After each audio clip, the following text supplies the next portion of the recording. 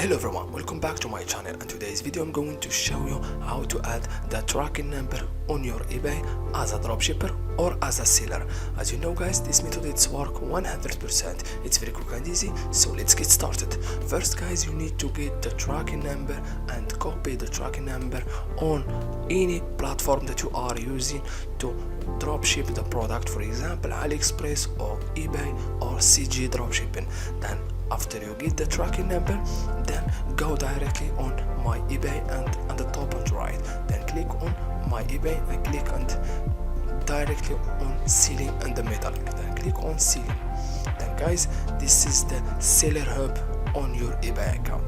Then guys, go directly to the second one on the left and click on all orders, then click on all orders. Then guys, you need to scroll to this order that you need to add the tracking number.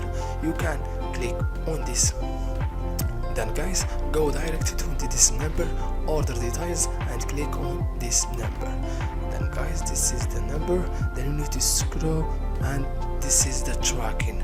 Then click after before, because I have already added the tracking number, you can just click on the tracking, then you can add the tracking number or track the package, then or you can go to the left to the right side and select the row and add another tracking number.